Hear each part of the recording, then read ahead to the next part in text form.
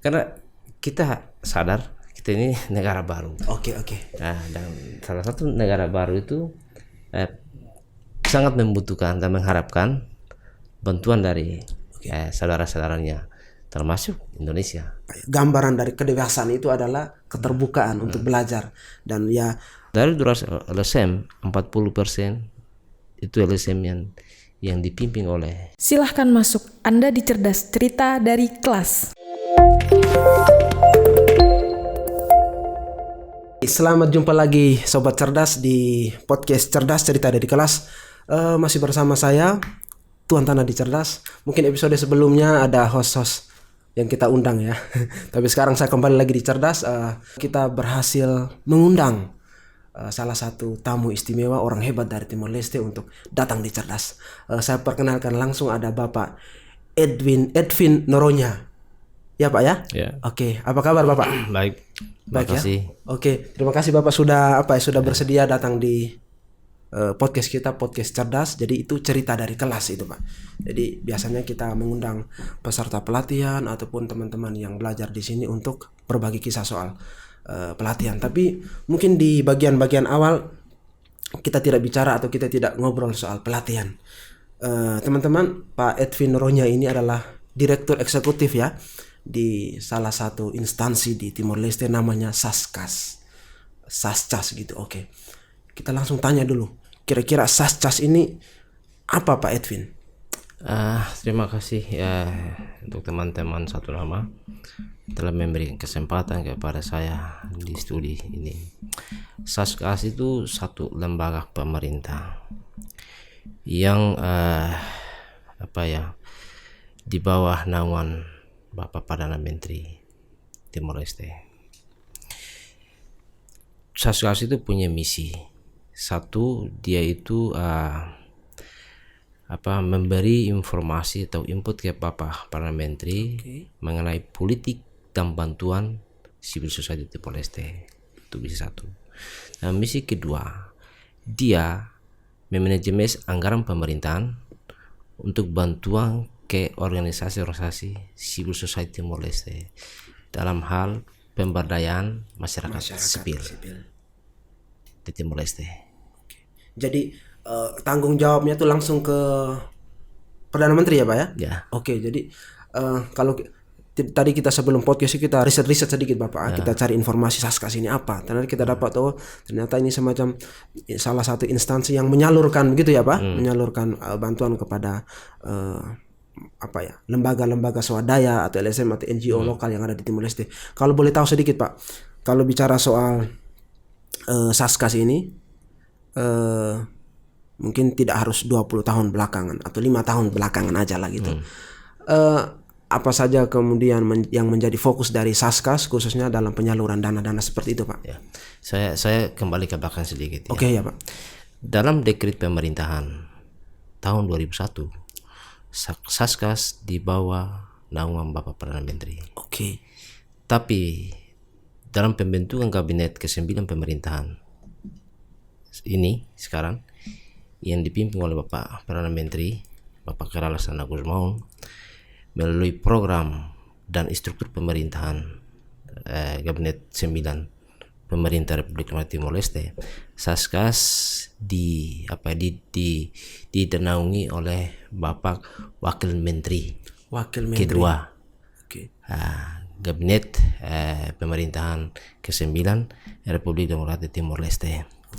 Dalam penanganan bantuan dalam jangka waktu selama ini, kita memiliki beberapa pilar. Karena Saskas itu baru ditransformasi dalam waktu yang masih pendek. Sekarang Saskas baru menginjak 2 tahun. Oh, usianya 2 tahun ya Pak? 17 November sekarang dia masuk dia berusia 2 tahun. 2 tahun. Oke. Tapi politik dalam pemberdayaan masyarakat sipil melalui bantuan pemerintah itu sejak dari 2008. Itu dalam pemerintahan keempat yang dipimpin Bapak Khaira Laksana Gusmaun pada waktu itu. Pada waktu itu.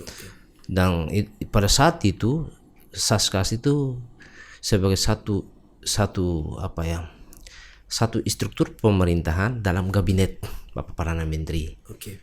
Ya, tapi dengan dekret pemerintah 2021 tanggal 17 November ditransformasi dari kabinet Bapak Perdana Menteri ke Saskas.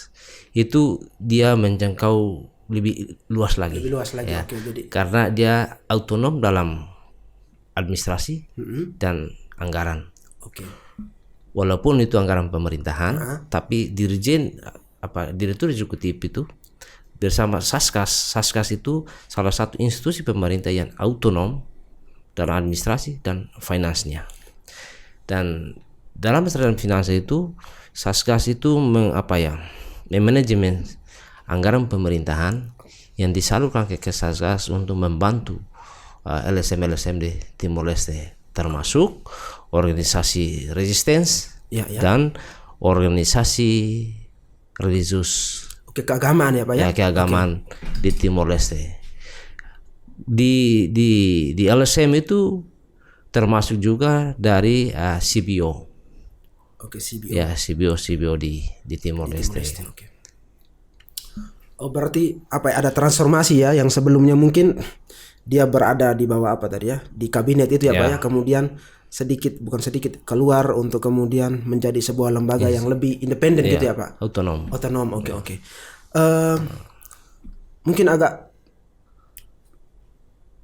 kita baca-baca juga tadi soal besar juga ya Pak bantuan dan segala macam untuk organisasi di sana, soal organisasi kalau tidak salah itu organisasi perjuangan juga Pak ya, organisasi keagamaan, LSM dan segala macam. Ini sejauh ini fokus atau kemudian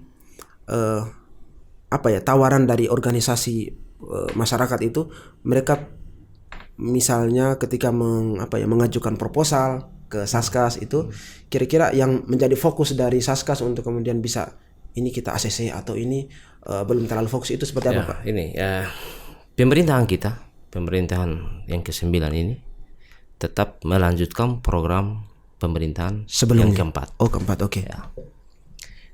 Pemerintahan ke-9 yang dipimpin oleh Bapak Perdana Menteri Khairul Hasan Gusmaun memiliki satu komitmen yang mendasari bahwa negara ini negara paling termuda di kawasan Asia Tenggara. Oke. Dan untuk mencapai proses pembangunan dan konstruksi negara yang lebih mapan, bagus, demokratik, itu harus melibatkan semua elemen. Oke. Termasuk partisipasi masyarakat sipil. Oke. Karena dalam konteks pembangunan nasional harus melibatkan semua elemen itu, termasuk civil society dan organisasi-organisasinya. Maka itu pemerintah memiliki satu komitmen melibatkan mereka dalam proses pembangunan bangsa melalui program-program pemerintah. Oke. Di mana ada beberapa program-program yang dijalankan oleh kabinet pemerintahan dan ada beberapa program yang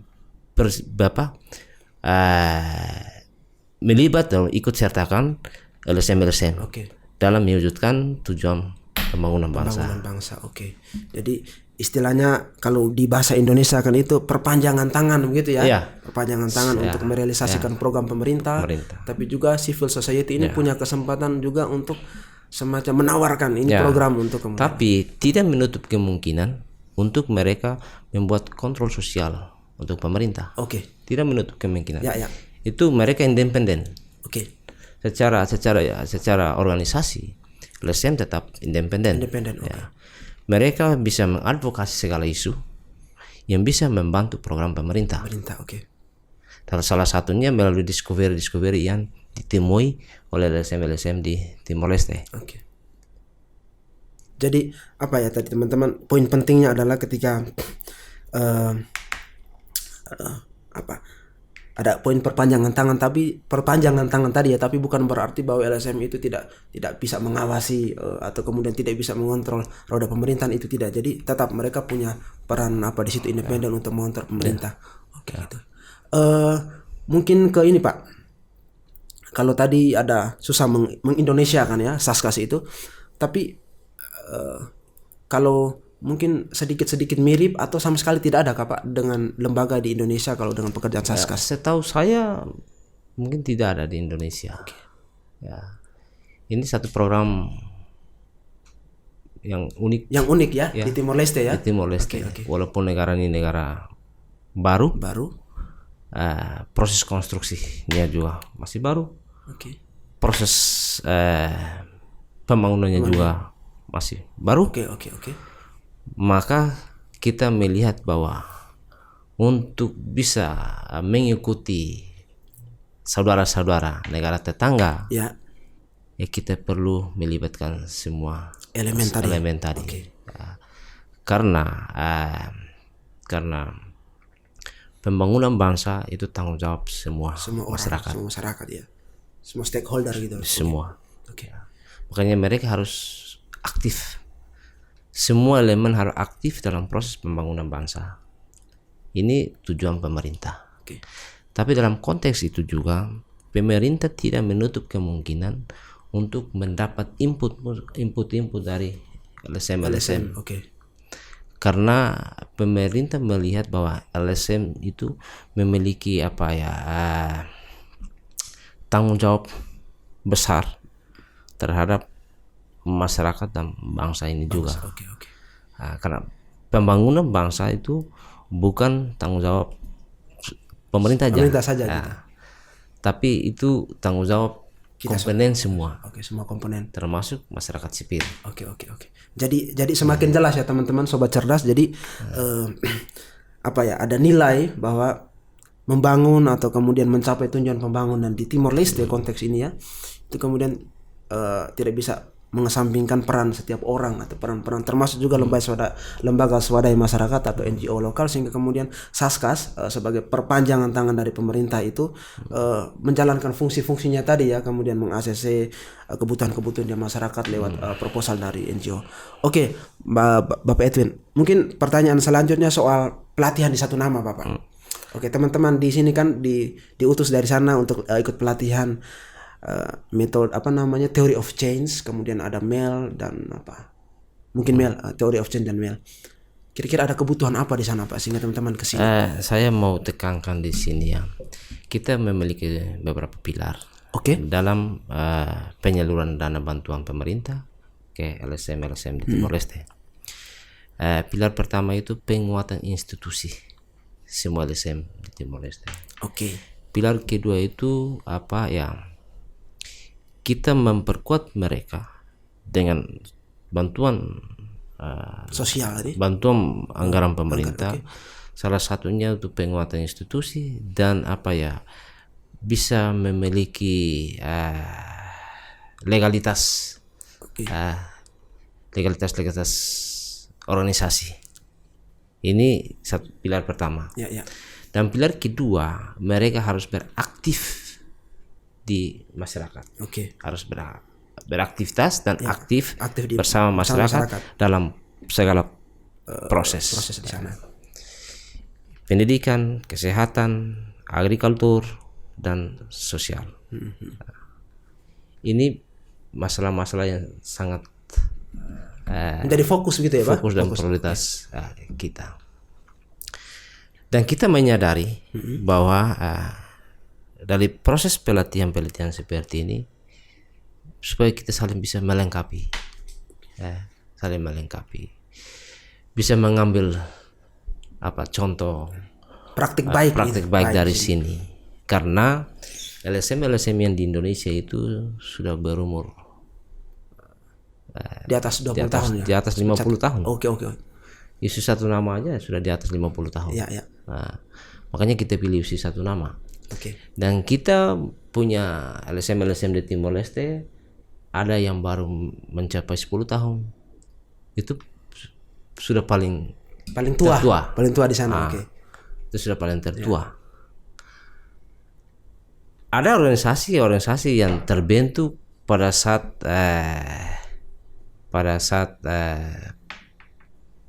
pemisahan Timor Leste dan Indonesia. Tapi itu pada masa-masa transisi, pemerintahan UN. Tapi ketika masa transisinya selesai.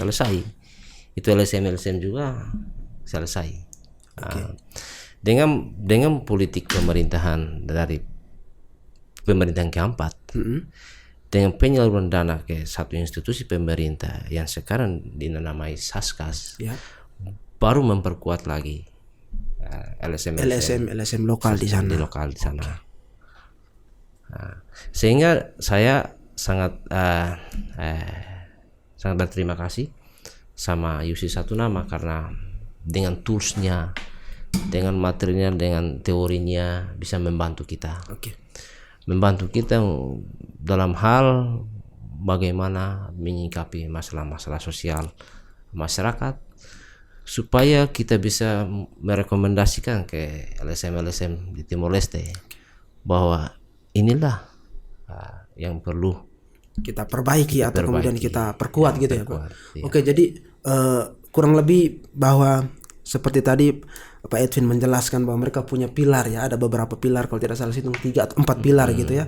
Salah satunya bahwa para pekerja aktivis ya di LSM itu perlu diperkuat kapasitasnya, makanya kemudian pelatihan, apalagi tadi ya ada masa transisi, kemudian ada LSM di masa transisi itu mungkin ya tidak aktif lagi, sehingga muncul juga setelah masa transisi itu LSM baru yang berusia mungkin paling 10 tahun itu paling tua ya, sehingga mereka butuh diperkaya dengan pengalaman atau pengetahuan. Oke Pak Edwin, kalau mungkin pertanyaan selanjutnya soal setelah mereka teman-teman yang Saskas ini ikut pelatihan di sini, kira-kira mereka punya target apa pulang ke sana itu Pak? Karena ini para teman-teman yang di Moran ya, dari Saskas yang mengikuti pelatihan ini, mereka itu pada semua itu manajer proyek semua. Manajer proyek. Oke. Mendampingi LSM yang menjalankan kegiatan bersama masyarakat. Melalui bantuan yang didapat dari Saskas ya. Mereka itu mengawasi gitu ya, atau semacam pengawas proyek. Pengawas proyek. Di istilah kita di sana bilang gestor de projects. Ketika kita menyalurkan dana ke salah satu LSM, salah satu organisasi didampingi oleh satu pengawas ya. Dengan istilah tadi. Itu untuk apa? Dia monitoring, evaluation semua proyek yang dijalankan oleh LSM tersebut, dan membantu LSM itu untuk melengkapi dokumen, laporan, dan dalam segala hal yang menyangkut bantuan Saskas. Jadi ternyata teman-teman di sini itu istilahnya apa ya, pengawas kepala proyek gitu ya, sehingga mereka bukan kemungkinan ya Pak, sudah pasti bahwa teman-teman itu sudah punya pengalaman banyak di lapangan, hanya memperkaya atau mempertajam lagi kemampuan mungkin evaluation atau kemudian monitoring dan segala macam. Apalagi ya saya mau tanya, ada titipan pertanyaan yang mau tahu soal Timor Leste? yang kita mengharapkan dari pendidikan kelas tadi, pendidikan kelas dari training materi yang diberikan oleh para fasilitator. Di situ juga kan masih ada field tripnya ke lokasi, survei lokasi, survei lokasi, supaya bisa ada komparatif, membandingkan metode dan sistem kerja masyarakat sipil di Indonesia dan metode kerja masyarakat sipil di Timor Leste. Karena kita harus open, belajar terbuka, ada keterbukaan untuk belajar supaya bisa saling melengkapi. Kekurangan kita di mana, di situ yang kita akan melengkapi. Dan mungkin juga di sini juga pasti ada kekurangan. Iya benar Pak. Dan bisa mengambil nilai-nilai dari kita positif dari sana. Karena kalau kita bicara organisasi, bicara kehidupan banyak orang.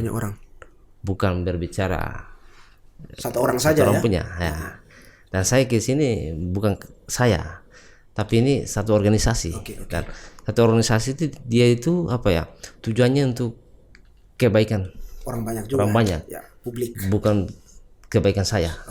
Dan dari pelatihan ini kan nanti mereka ke sana tetap membawa untuk kebaikan LSM di sana. Bisa membantu berdiskusi, bisa kasih gambaran bahwa kita mengunjungi lahan percontohan ini, kita mengunjungi kegiatan percontohan LSM di Indonesia dengan pendekatannya begini, metode kerjanya begini. Karena kita sadar kita ini negara baru. Dan salah satu negara baru itu sangat membutuhkan dan mengharapkan bantuan dari saudara-saudaranya, termasuk Indonesia. Makanya kita pilih Jogja, tempat satu nama ini untuk bisa membantu kita dalam kapasitas dalam manajemen proyek dan planning strategis. Jadi itu teman-teman, saya jadi ingat bahwa salah satu gambaran dari kedewasaan itu adalah keterbukaan untuk belajar. Dan ya walaupun Pak Edwin bilang kita sebagai negara Timor Leste sebagai negara baru ya, tapi ternyata dewasa ya. Baru itu bukan berarti tidak dewasa. Dewasa untuk melihat bahwa kita punya kurang ini, kita harus belajar gitu ya Pak ya. Kurang lebih seperti itu. Saya bisa tambah. Oh bisa Pak, bisa. Dan kita memiliki beberapa indeks yang melibatkan semua elemen dan sektor. Salah satunya kita punya indeks demokratisasi itu baik. Indeksnya baik karena proses demokratisasi di Timor Leste itu melibatkan semua elemen, termasuk LSM. Itu satu. Dan yang kedua itu partisipasi masyarakat dalam proses pengambilan keputusan itu juga sangat baik. Dan satu hal lagi itu partisipasi kaum perempuan ya, itu juga indeksnya bagus. Tinggi ya Pak ya. Tinggi dibanding tetangga atau negara saudara-saudaranya di ASEAN. Itu karena pemerintah menyadar bahwa dalam konteks dua konteks itu konteks konstruksi negara dan pembangunan itu kita harus melibatkan semua elemen. Semua harus memikul tanggung jawab karena bangsa ini bangsa kita semua. Jadi poinnya adalah sekecil apapun peran setiap orang di sana itu menyumbang pada pembangunan itu ya Pak ya. Jadi mau dari perempuan, mau dari organisasi pemerintah atau kemudian gereja itu adalah semacam tiang-tiang yang menguatkan rumah gitu ya Pak ya. Dan pemerintah menyalurkan bantuan untuk membantu aktivitas kegiatan yang bersifat inovatif. Bisa membantu pemerintah. Saya jadi ingat, soal perempuan ya Pak, ada mungkin ada data bahwa indeks demokrasi di sana tinggi dengan pelibatan perempuan. Saya jadi ingat di podcast sebelumnya juga ternyata ada salah satu kakak namanya Ramila dari Oekusi Pak. Itu direktur Maneo itu. Jadi kita ingat ternyata perempuan-perempuan di sana bisa mendirikan organisasi LSM, terus kemudian jadi direktur. Mereka punya isu konsen terhadap perempuan. Ya teman-teman yang belum nonton bisa nonton di sana. Dan ini ya LSM di Timor Leste yang terdaftar di satu payung LSM di Timor Leste, LSM di Timor Leste itu namanya Fontil, Forum Organisasi LSM Timor Leste. Itu Fontil. Dia membawahi 200 LSM. Dari 200 LSM 40% itu LSM yang dipimpin oleh kaum wanita. Wah, ini menarik. 40% dari 200 ya Pak ya. Itu tinggi sekali itu. Wah itu dan bantuan Sasgat juga melihat ke sektor itu. Dari beberapa organisasi perempuan itu diutamakan.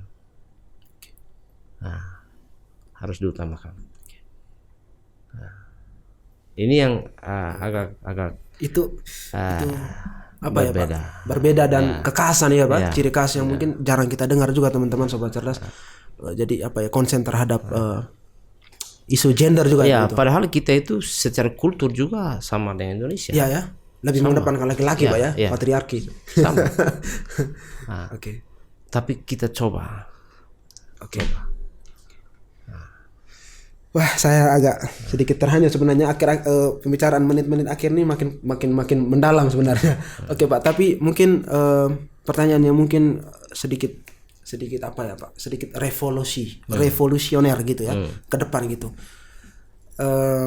Mimpi Pak Edwin sebagai sebagai direktur eksekutif di Saskas, melihat perkembangan dari hari ke hari LSM di sana, mimpi Timor Leste dengan melibatkan LSM ke depan itu seperti apa, Pak?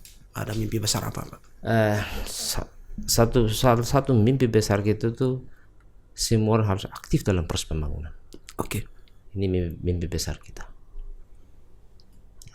Makanya kita menghimbau kepada semua LSM di Timor Leste harus punya kegiatan dan aktivitas bisa memotivasi semua masyarakat untuk bisa aktif dalam proses pembangunan. Jadi itu ya mimpinya, bahwa semua harus terlibat aktif dengan perannya masing-masing dan LSM ini jadi salah satu elemen yang sangat-sangat penting gitu. Oke. Ada mimpi lain lagi, Pak? Atau sudah? Ya.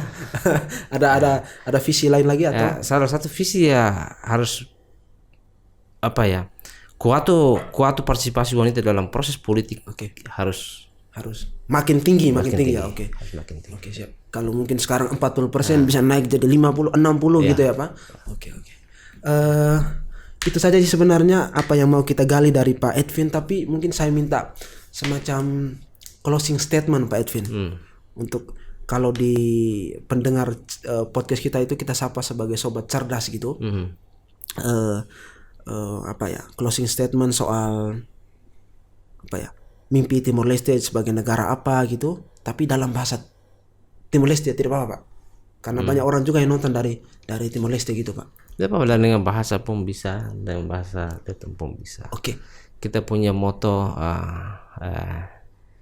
Timor buat Timor Hutu. Timor, negara Timor Leste untuk semua orang Timor Leste. Oke. Itu moto kita. Timor buat Timor Hutu. Batimor Hutu ya. Batimor Wan Hutu. Batimor Wan Hutu ya. Oke, teman-teman, mungkin itu closing statement yang mungkin memberikan pesan yang sangat kuat bahwa negara Timor Leste untuk semua orang di sana gitu ya, Pak. Oke, jadi tidak ada diskriminasi itu tidak ada kelas. Tidak ada kelas di sana ya, semua setara gitu. Negara Timor Leste untuk semua. Oke, Timor Leste untuk semua. Oke. Baik teman-teman, itu saja obrolan singkat kita dengan Pak Edwin Ronya, Direktur Eksekutif dari Saskas. Saya tidak mau mengulang lagi poin-poin penting karena nanti bisa mengurangi inti dari pembicaraan kita. Terima kasih sudah menonton dan jangan lupa like, comment, dan subscribe supaya Anda tidak ketinggalan konten-konten kita di episode berikutnya. Terima kasih Pak Edwin. Terima kasih banyak. Oke, siap.